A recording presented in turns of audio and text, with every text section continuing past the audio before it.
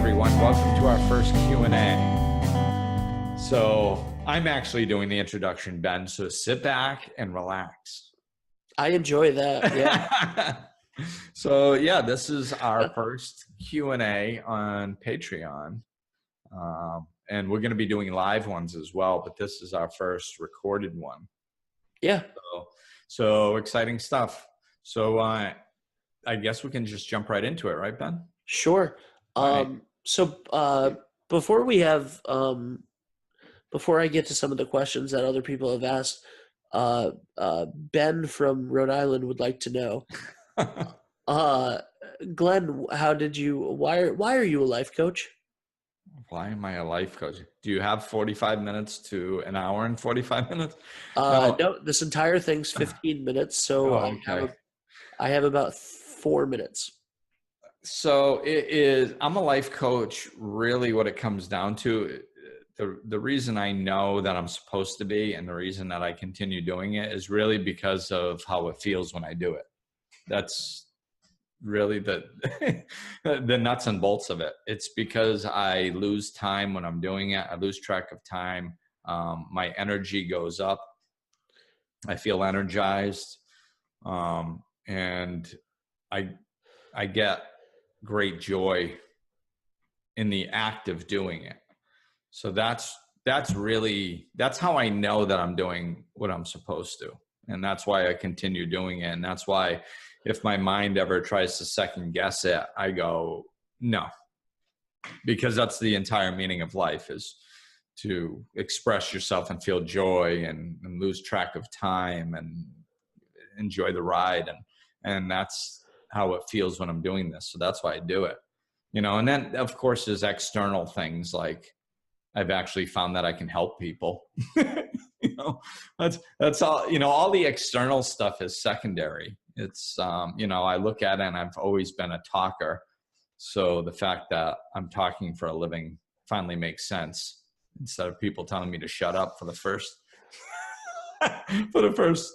35 years, so,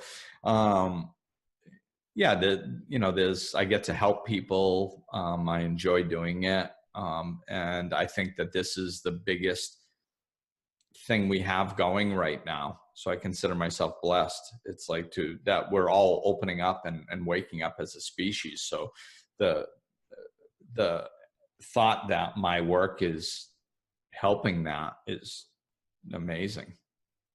How long have you been a life coach? Well, officially full-time, 5 years, something like that. But I mean, I was kind of doing it. As soon as I woke up, I fell right into it. Like right, I was just, I just found myself doing it. So that's been like 15 years. Yeah.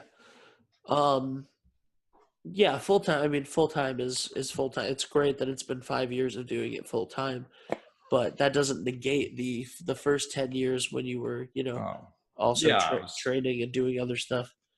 It was wonderful. It was, those 10 years prior were great too. Yeah. So, a lot of people want to know about the podcast, obviously. So Life Lessons and Laughter has been happening for almost 5 years. Yeah. We have 120, we recorded 122 and 23 today, which is how many episodes there have been. What brought you to doing podcasts? And obviously, we're coming up on a year of doing What's Right with the World as well. Why podcasts? Well, basically because they were in front of me. Nice answer. Yeah, it's they presented themselves. It was you and Dave started doing your own podcast, and you were like, "Hey, you want to come on and be a guest?" And I was like, "Yeah, that sounds like fun. That'd be interesting." So I went on and I was a guest, and then afterwards, I think it was even after like Dave edited it and stuff, you guys were like, "Oh, you need to have your own podcast." And I was like, "Oh, well, but what's that look like? What does that entail?" And you told me, and I was like, yeah, all right, sounds like fun. So we just did it. And I mean, we did the podcast for, what was it? It was at least 2.5 years, maybe longer, before it really took off. Yeah, for sure. And there was even a spot in there where I was revamping my business, and I was just kind of like, whatever doesn't bring me joy, I'm not doing it anymore. So that was when I was getting ready to move out of my life enhancement center. And so I wasn't doing personal training anymore. I had transcended that. It was wonderful for a lot of years, but I didn't want to do it anymore. And I was not doing events anymore, like hosting events at my place. So I was letting go of that. And because I didn't want to be an event planner, so I was letting go. So I looked at every aspect, and I looked at the podcast, and I was like, no, that's fun. I enjoy doing that. So I'm going to keep doing it. And nothing had happened. I mean, I don't even think we're getting 50 listens an episode at that point. Yeah, probably not. So now it's like, to be getting, what was that thing? I just posted something. Oh, you got like 1,000. Facebook. You got like 1,000 listens in the first 24 hours. Yeah, just in like 24 hours. I think it was a little under 1,000, and that's just one episode. Oh, well, no, not necessarily one episode, but that's just on Insight Timer on one platform. Yeah, it's just out on multiple platforms. So to be getting thousands of listens in 24 hours, I mean, is light years from where we were. But I still, even then, I was like, yes, I want to keep doing it because it's fun.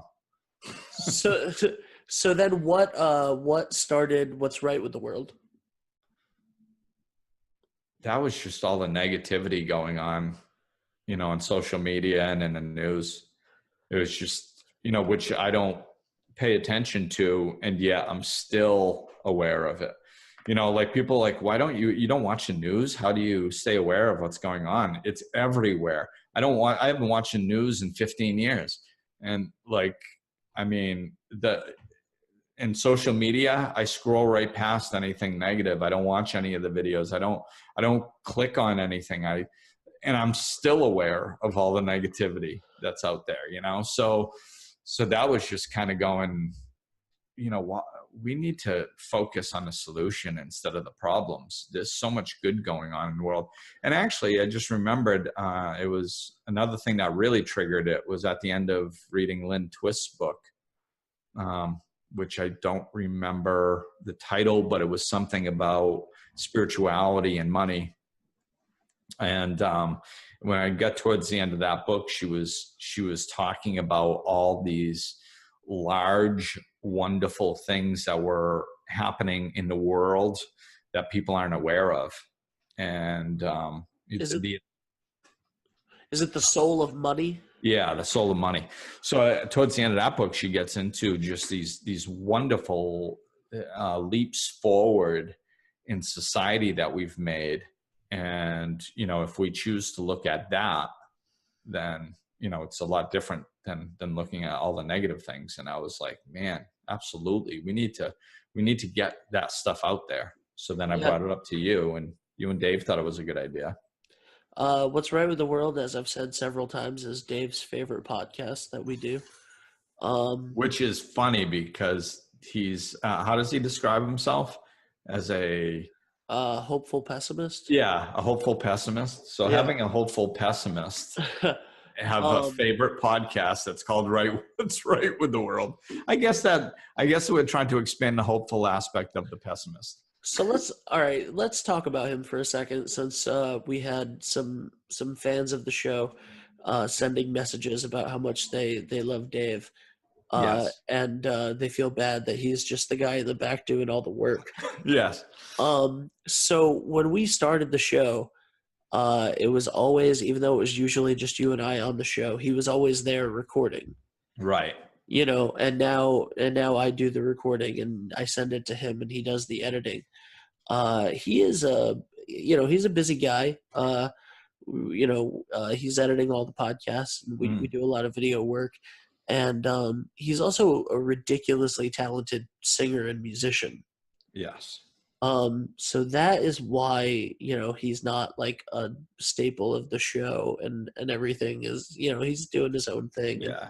And we enjoy doing ours. But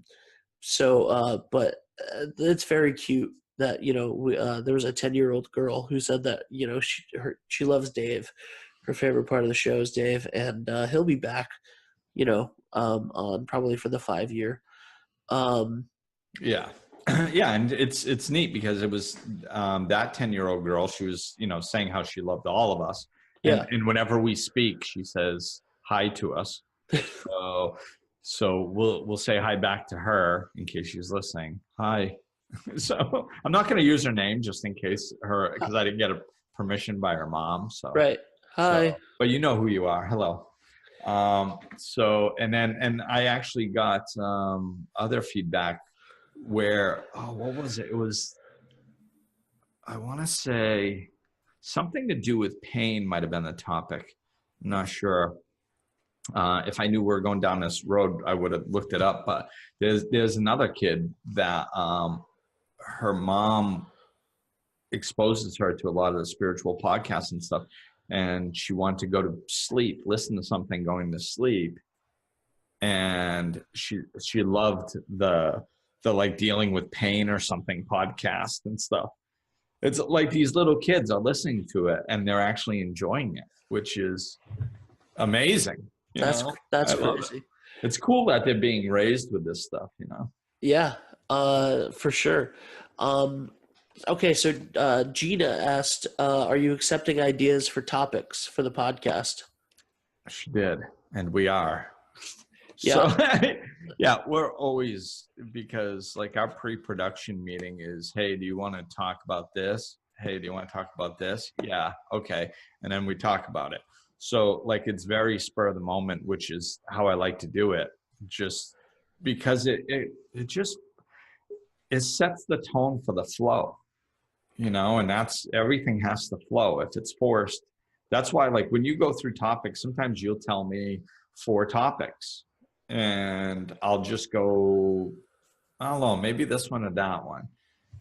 And then like, as I'm saying it, I'm paying attention usually to how I feel.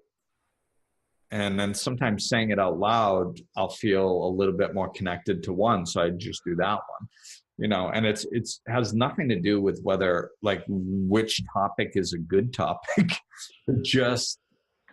It's whatever wants to be birthed into this world at that time, Yeah. So that's how we do it. So, I mean, if we get ideas and we don't do it right away, we're probably going to do it in the future, Yeah. It's going to want to come into fruition at some point. Absolutely. Yeah. Like today we started the day with 4 episode ideas for Life Lessons and Laughter, and we ended up doing 1 episode idea for 2 episodes. Right, a 2-part series, because it just flowed that way. And we may or may not come back to those other ideas next month when we record, And What's Right with the World, I do some research, and I come up with 5 to 8 ideas, 4 that I think are going to be good for the next month. And then well, that's what you used to do. And then 4 backups. Yeah. So so now we're switching up What's Right with the World a little bit. Glenn, do you want to tell them about it? I'm not sure I know what we're doing. So I think we're doing, you're going to be posting them yes, like daily, and then we're going to go kind of recap. Right. So we have a Did I do good? You did good. So we have a weekly meeting, Glenn and I do. And instead of bulk recording the What's Right with the Worlds, part of our weekly meeting is now going to be recording What's Right with the World.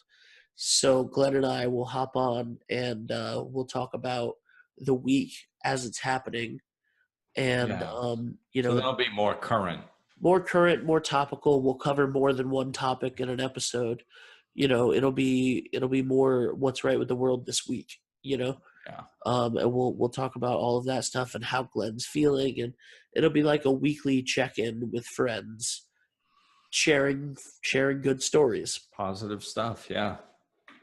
So that's going to be what's right with the world. And yeah, if you have topics, send them in, definitely. And if you have life lessons and laughter topics that you want us to cover, send those in too. Jennifer has a question. Can you talk about thinking before you act/speak? Let me think. There, I just did it. See what I did there, Ben? We have a podcast in the archive called Pausing Before Reacting. Yes. And we talk a little bit about this, but I think that it would be a great episode all by itself for the show. Yeah, and well, I mean, that's really what it is. It's that pause, you know. And I mean, this has been referred to, like, most spiritual teachers touch on this aspect of it because it's such a big thing. You know, some philosophies call it like a sacred pause, and so it's a real thing. And what it does is, you know, basically we're so habitual, and all our experiences kind of pack on top of each other, and it forms this preconditioned way of reacting to things. So when we're stimulated in this way, a particular response comes out, and it's very knee-jerk. It's very unconscious. So, you know, so the pause, just like a pause can take different looks with different situations. Sometimes it's literally just like, you know, just a pause, like a half a second. But inside, you know, time is different inside of us than outside of us. So we can pause for like a half a second to a second where people barely even notice it. And really that's enough for us to break that just on response to that unconscious response, you know, that trigger, just enough to give a thought out answer. And sometimes that's enough. Sometimes we need to put distance between ourselves. Like if it's a bigger thing, hey, when, you know, that's why questions are really good. When somebody asks you a question, come back with a question. When do you need to know by? Can I get back to you on that? Let me think about that. And we feel this pressure to respond to people often, and it's just self-imposed. Like, really, if we give people more thought out answers, they actually want that. They would actually rather that, you know, than just getting a response right away that isn't well thought out and doesn't mean anything. And yet we put so much pressure on ourselves to give people that.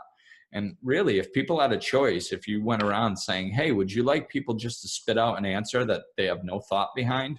Or would you actually like them to take a moment, think about it, and give you an honest, well thought out answer? Most people would choose the latter, you know, because it actually means something instead of a preconditioned response. So I mean, it's, you know, we don't have to feel negative about doing that. You know, we can even tell people we're doing that. Hey, I don't want to give you just a spit out response. Can I think about that and get back to you? Or, I don't know, let me think about that for a second. Well, I'm thinking this way, you know, and actually do that. You know, it's okay. So it's just kind of breaking that unconscious pattern and the pressure we feel to kick out this response that isn't thought out in the first place. That's perfect. So that is over. That's almost 20 minutes actually. Wow. That we've gone. But since we're on a Q&A and it's not, you know, it's a lot looser than a podcast right now, could we meet Faith? Faith has been walking around in the background. Have you seen her? Yeah.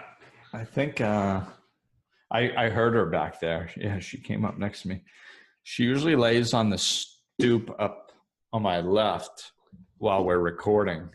But then when we stopped recording the other stuff, she came. Oh, hey, there you are. So she's laying right here. Nice. Hi, Faith. She's like, rub my belly. She knows two things: love and happiness. Pretty much. That's about it. Right, Faith? Right? You good girl? She's wondering why I'm talking to her. Especially with a computer in my hand. Yeah. So that's Faith. That's awesome. my Cool. Well, that's about it. Obviously, you're already on Patreon, so we don't need to plug that. But tell your friends, patreon.com/Glenn Ambrose. Obviously, best way to support the shows. Life Lessons and Laughter every other Sunday. What's Right with the World every Wednesday. New format starting on Halloween. And really, and you know, really, the Patreon platform that we have, it's here to really engage people on a more personal level. So, you know, engage. Come on in, ask questions. You know, in between, whenever you're on Patreon, ask some questions. Throw out some topic ideas. You know, start conversations with other patrons and, you know, stuff like that. We really want to build this up and form a community. And I really want you guys to feel that you have access to me, more personal access. So that's why we're doing this stuff. So really, you know, we appreciate you guys stepping in and taking part and really connecting with us. And if there's something else that you would want, that you think that we should be doing, that you think would be cool, let us know, and we'll, you know, talk about it. Right. Maybe we'll do it. Yeah. So throw some ideas out there. Really want you to be a part of how this expands. So let us know your thoughts and ideas. And thanks for listening. I think that'll wrap it up for our first Q&A.